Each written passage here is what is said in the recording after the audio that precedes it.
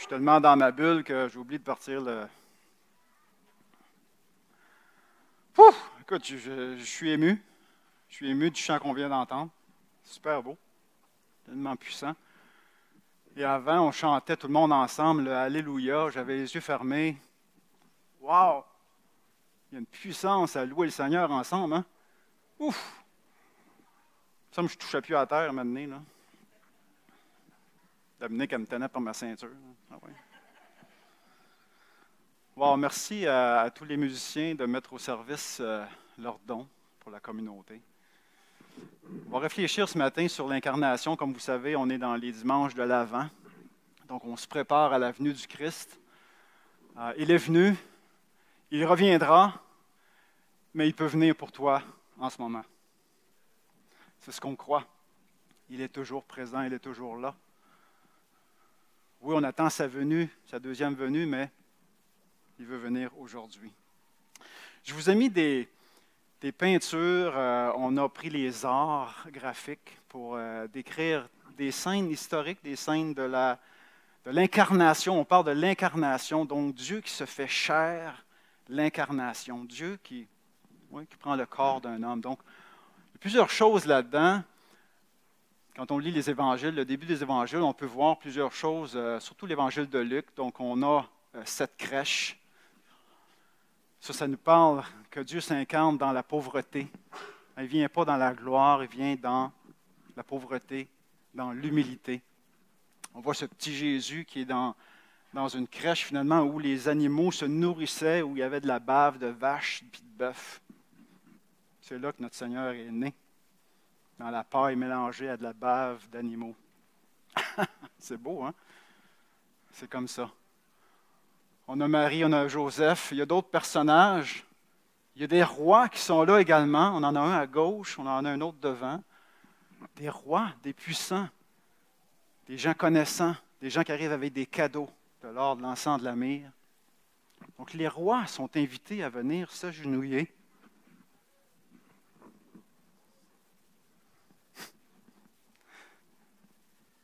Devant ce petit enfant.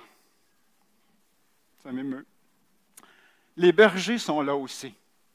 Les bergers représentant les pauvres, les démunis, les rejetés, ceux qu'on ne veut pas avoir dans notre cour. Eux aussi sont présents à l'incarnation.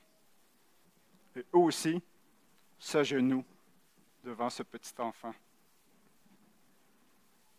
On a les anges qui chantent. Alléluia. Ouais. Le ciel célèbre la venue de ce petit enfant. Wow! Les merveilles de l'incarnation. Si tu es riche, tu es invité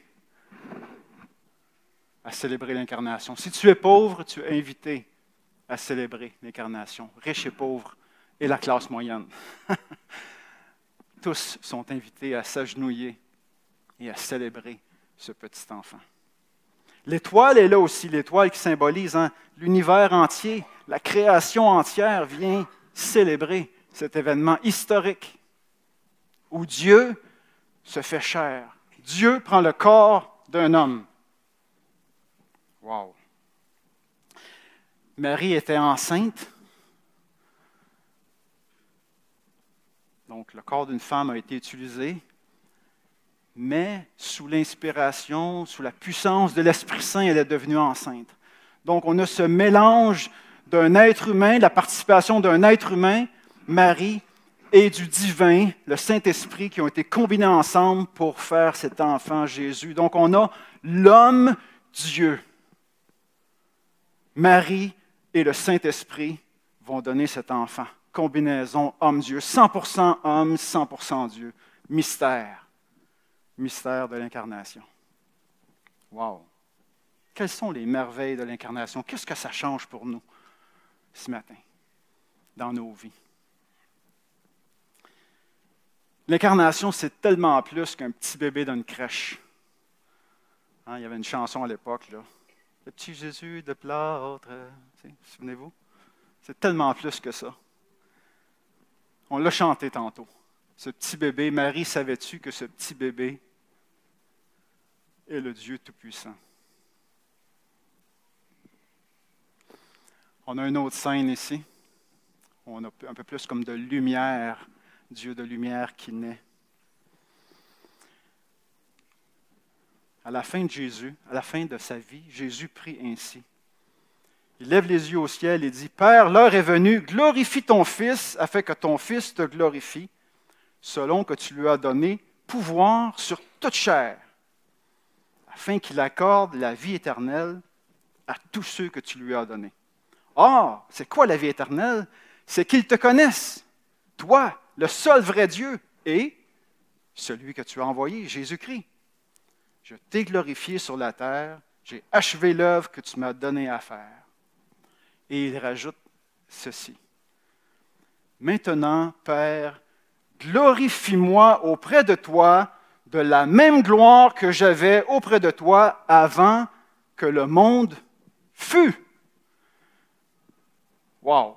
Ce petit bébé qui a grandi et qui prie maintenant est en train de dire là, qu'un jour, là, avant ça, là, j'étais avec Dieu depuis l'éternité.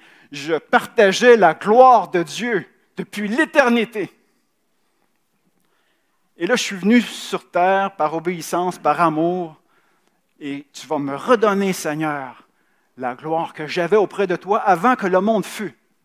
Il va dire, avant qu'Abraham fût, je suis. Le je suis qui parle de l'éternité, l'éternel, je suis. Il s'attribue cette parole qui était donnée à Dieu dans le buisson ardent avec Moïse. Jésus va l'appliquer à lui-même. Avant qu'Abraham fût, je suis. Ce petit bébé, fragile, dépendant de sa mère, de ses parents, de ses soins, en couche, est le Dieu Tout-Puissant. Redonne-moi la gloire que j'avais auprès de toi avant que le monde soit même existant.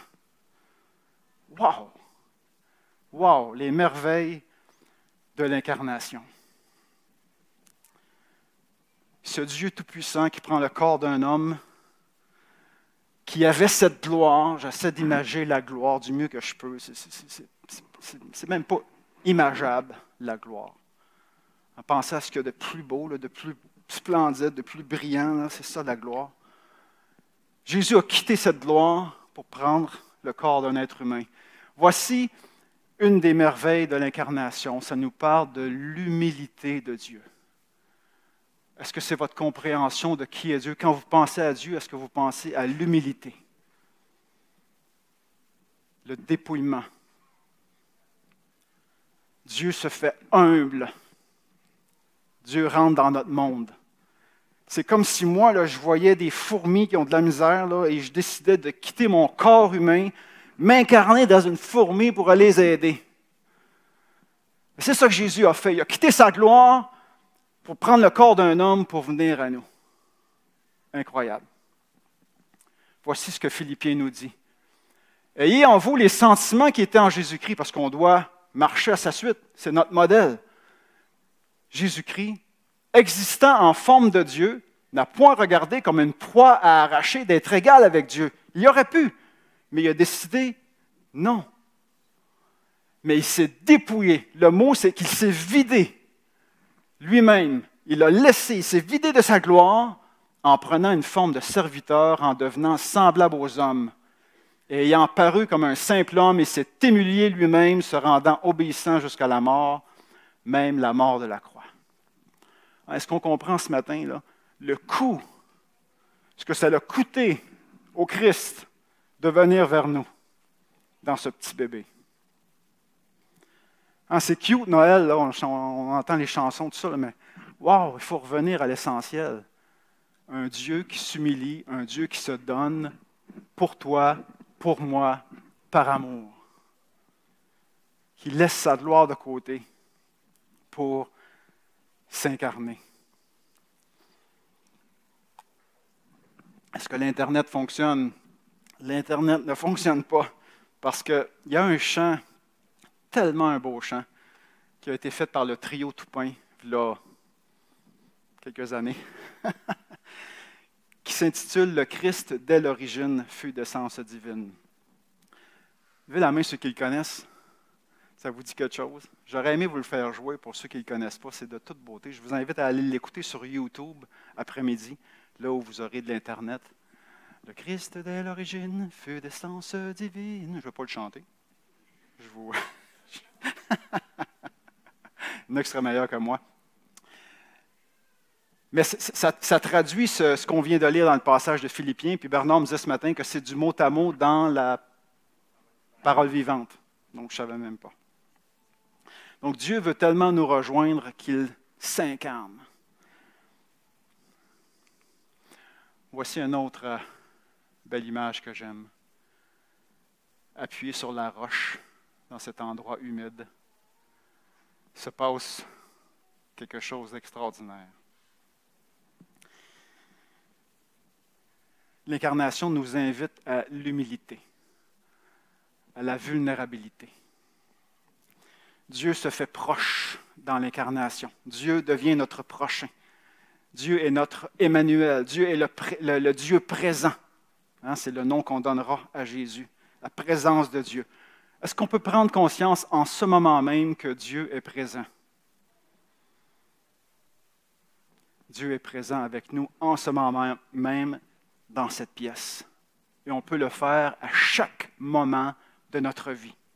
Prendre conscience que Dieu est présent. Pourquoi est-ce qu'il est présent? Parce qu'il est mort et parce qu'il est ressuscité. S'il est ressuscité, il est vivant. Et s'il est vivant, il est présent avec toi à tous les moments de ta vie. Une merveille de l'incarnation. Ce Dieu Tout-Puissant, qui est la source de la vie, va décider de recevoir lui-même la vie. La source de la vie, l'origine de la vie, prend la décision de la recevoir. Quelle humilité! C'est comme le peintre, l'artiste qui embarque dans sa peinture. Tu sais. C'est comme, wow! Le Dieu Tout-Puissant, le Dieu éternel, le Dieu qui est hors du temps et hors de l'espace, va s'incarner dans notre histoire, va franchir cette éternité et va venir dans notre temps et dans notre espace. Ce grand Dieu Tout-Puissant qui a tout créé par la simple parole de sa bouche, qui a créé tout l'univers et qui maintient l'univers dans son ensemble avec pas des données, mais des calculs tellement précis pour maintenir l'univers, la rotation de la Terre, la distance avec le Soleil, le taux d'oxygène, tout ça est maintenu par sa puissance. Et il a laissé ça derrière pour venir dépendant, un petit bébé qui a besoin de sa mère qui change sa couche. C'est malade mental. Est-ce qu'on réalise ça? Wow! Le Dieu hors du temps entre dans le temps et l'espace. L'immatériel devient matériel. Ouf! Les merveilles de l'incarnation. Et parce qu'il y a eu l'incarnation, il y a eu la croix. Sans incarnation, il n'y a pas de croix. On comprend?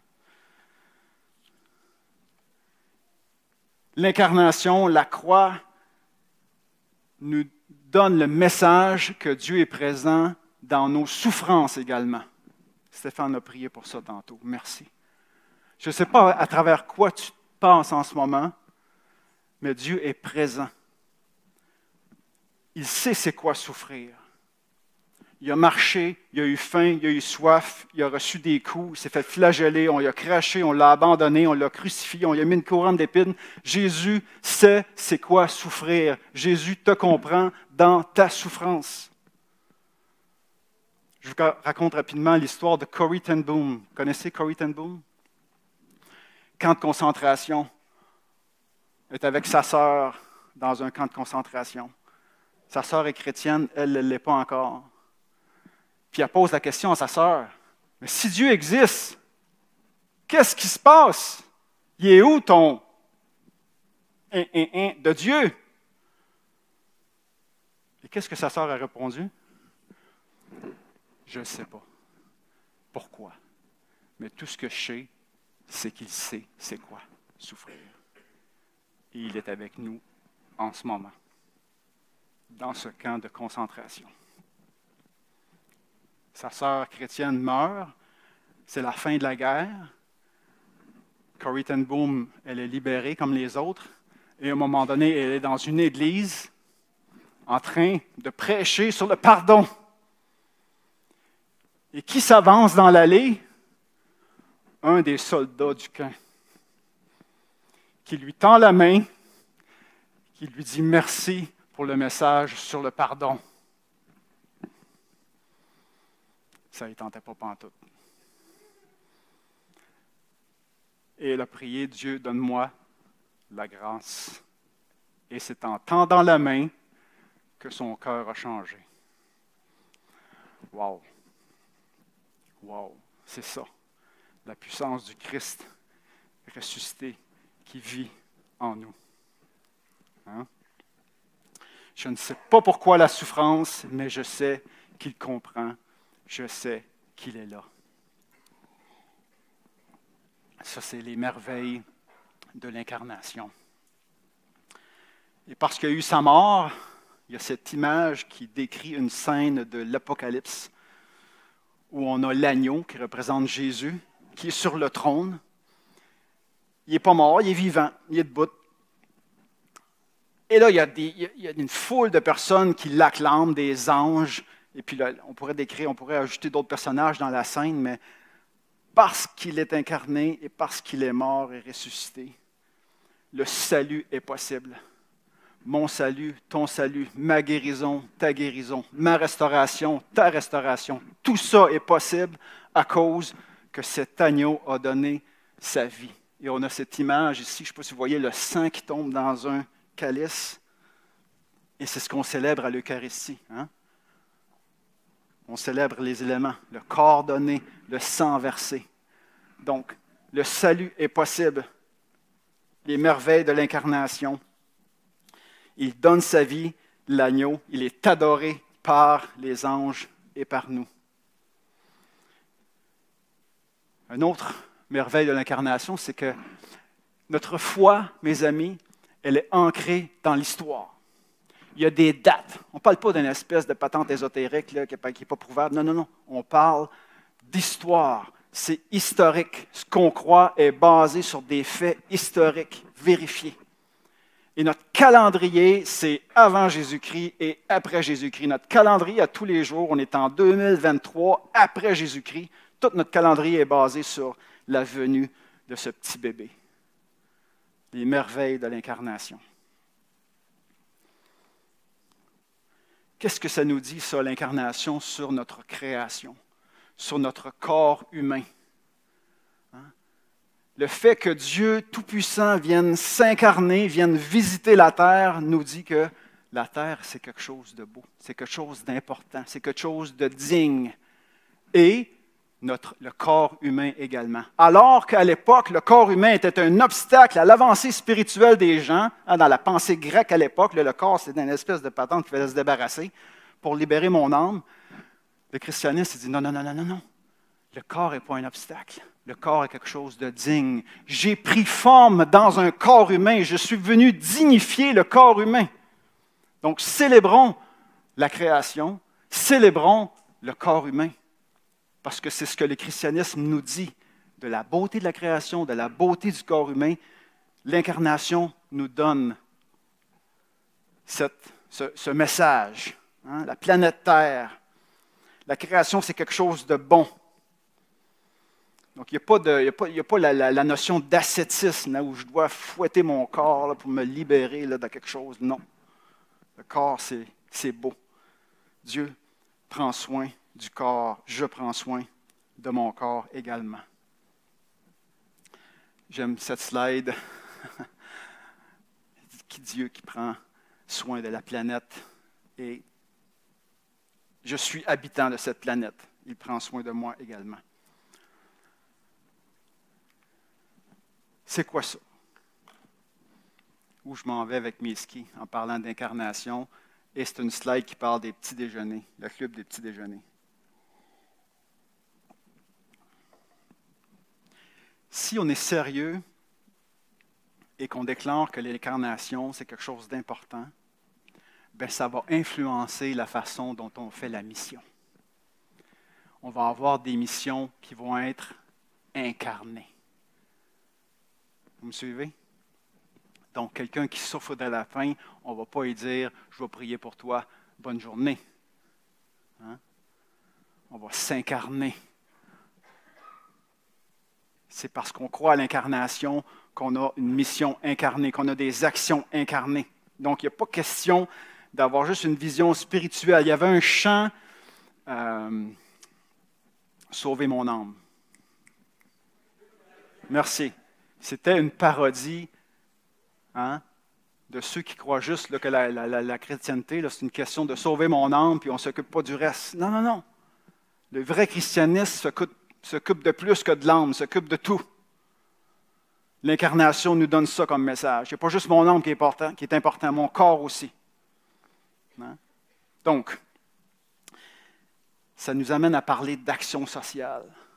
Comme ça, c'est un exemple. J'aurais pu mettre n'importe quel autre exemple, mais l'action sociale, ça peut être aussi spirituel que de prêcher, que de prier, que de jouer de la louange. Hein? Si on le fait pour Dieu, ça devient spirituel. La question, ce n'est pas ce qu'on fait, c'est pourquoi on le fait. Ben oui, ça peut être aussi qu'est-ce qu'on fait, là, si c'est mal. Donc, pas de bédaine vide, pas de parole de Dieu prêchée à des bédaines vides.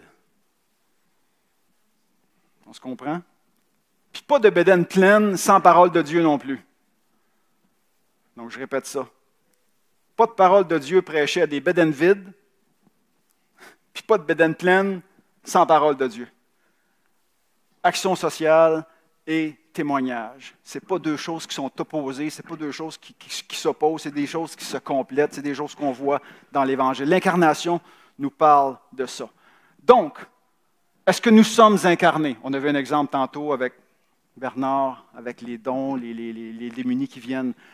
Maintenant, la question, c'est, toi, dans ta vie, dans ceux que tu rencontres, dans ceux que tu aides, dans ceux que tu accompagnes, est-ce que tu es incarné? Vas-tu chez eux? Apprends-tu à les connaître?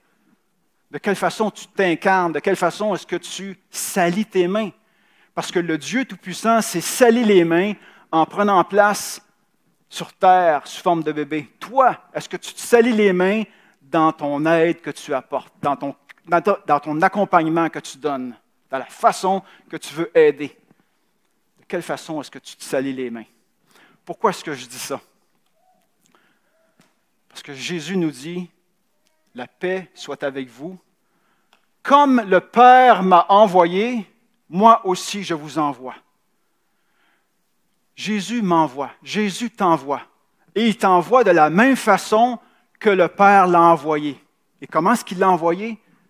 Dans l'humilité, dans le service. Pas dans la gloire, pas dans « je vous parle d'en haut », non, dans l'humilité, dans le service, dans la vulnérabilité. C'est de la même façon, mes amis, que nous sommes envoyés. Comme le Père a envoyé Jésus, Jésus t'envoie. Donc, est-ce que ton service inclut de la vulnérabilité, de l'humilité, du service, de l'aide? Amen? Donc, l'incarnation, ça nous parle aussi dans notre mission, dans notre façon d'agir.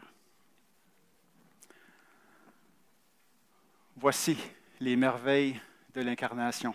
Donc, je vous ai parlé d'un Dieu qui se dépouille, d'un Dieu qui se donne, d'un Dieu qui est humble, d'un Dieu qui nous aime, qui prouve son amour par sa venue, d'un Dieu qui est proche, d'un Dieu qui est présent, d'un Dieu qui est Emmanuel, qui sait c'est quoi la souffrance, qui est avec nous dans notre souffrance.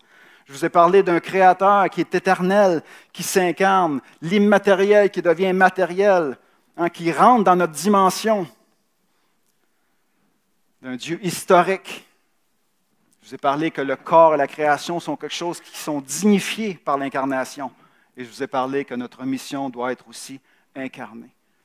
Voici les merveilles, mes amis, de l'incarnation. Est-ce qu'on dit amen à ça? Amen à ça. Et je vous souhaite un joyeux Noël. J'aime bien celle-là aussi. Ça, c'est peut-être mon oncle un tel, je ne sais pas, là, mais Donc, je vous laisse avec ces pensées-là, qu'on puisse s'approcher de Noël en réfléchissant à ces merveilles de l'incarnation. Et j'invite l'équipe musicale à revenir pour conclure. Joyeux Noël tout le monde.